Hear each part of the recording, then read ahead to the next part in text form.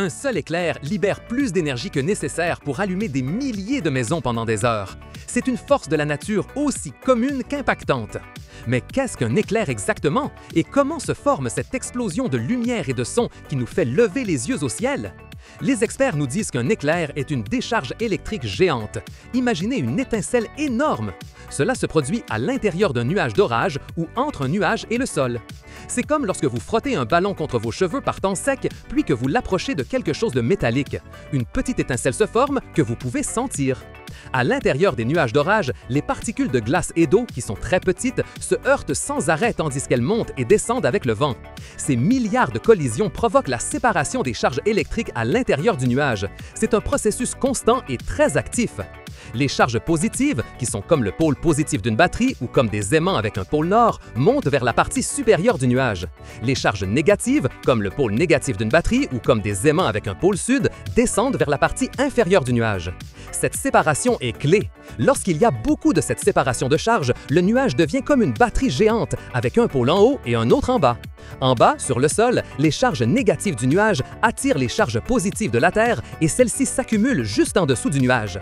Cette accumulation de charges opposées, les unes au-dessus du nuage, les autres en dessous et d'autres encore au sol, crée une tension électrique énorme. C'est comme étirer un élastique au maximum, sur le point de se rompre. Et alors, la nature cherche un chemin pour libérer toute cette tension accumulée. Des traceurs étagés ou leaders étagés commencent à descendre du nuage vers le sol. Ce sont comme des doigts invisibles d'électricité qui cherchent le chemin le plus facile. Ces traceurs ne descendent pas d'un coup, ils avancent par petits sauts, comme un escalier, tout en cherchant le meilleur chemin vers le sol. C'est un processus très ramifié.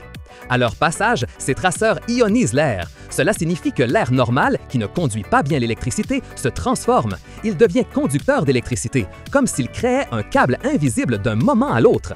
Pendant ce temps, du sol où des charges positives se sont accumulées, de petites décharges montent aussi. Elles sont connues sous le nom de traceurs ascendants. Quand l'un de ces traceurs étagés du nuage se connecte finalement à un traceur qui monte du sol, le canal électrique complet se forme, l'élastique se rompt. Et alors, boum, se produit ce que nous appelons le coup de retour, la partie que nous voyons tous.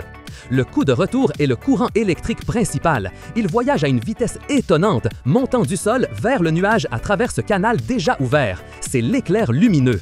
Ce voyage se produit à une vitesse incroyable, si rapide que notre œil ne perçoit qu'un éclair unique, bien qu'en réalité, ce soit un processus d'aller-retour. L'éclair que nous voyons est en réalité la lumière produite lorsqu'un énorme courant électrique chauffe l'air environnant à des températures extrêmement élevées.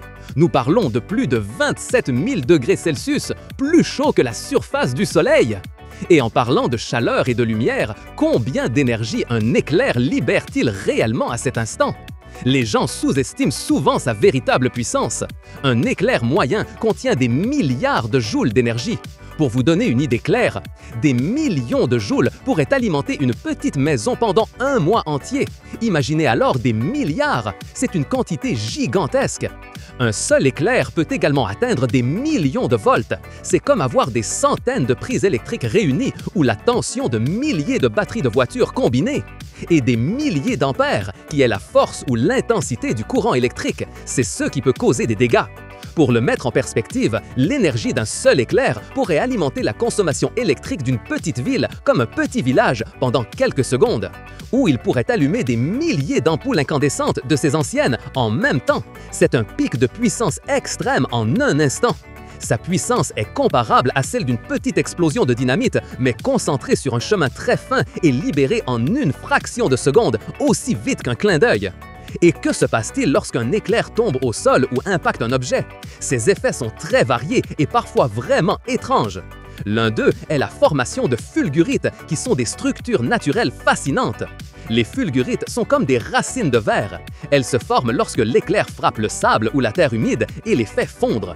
La chaleur extrême de l'éclair fait fondre la silice du sol, qui est le composant principal du sable, créant ces structures creuses et ramifiées. Elles sont comme l'empreinte solidifiée de l'éclair dans la terre.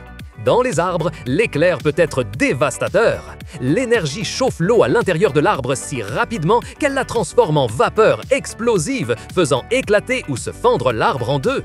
Il peut également endommager gravement les bâtiments, les tours à haute tension et les équipements électroniques s'ils ne sont pas protégés. C'est pourquoi il existe des paratonnerres.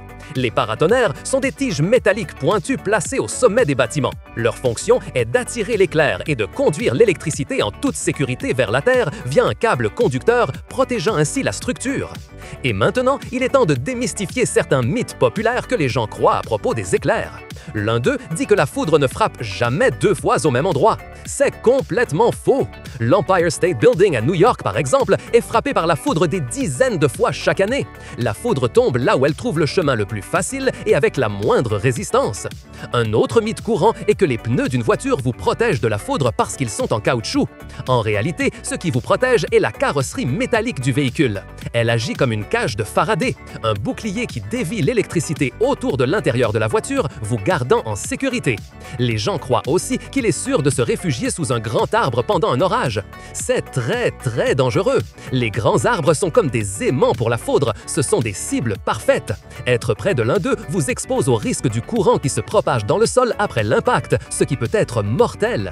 Les éclairs sont bien plus qu'un simple flash dans le ciel. Ils sont une démonstration étonnante de l'électricité et de l'énergie dans leur état le plus pur et le plus puissant. Ils nous rappellent le pouvoir immense, brut et parfois terrifiant de la nature. Chaque éclair est un événement unique, une chorégraphie invisible de charges et de chemins qui se termine par une explosion de lumière et de son.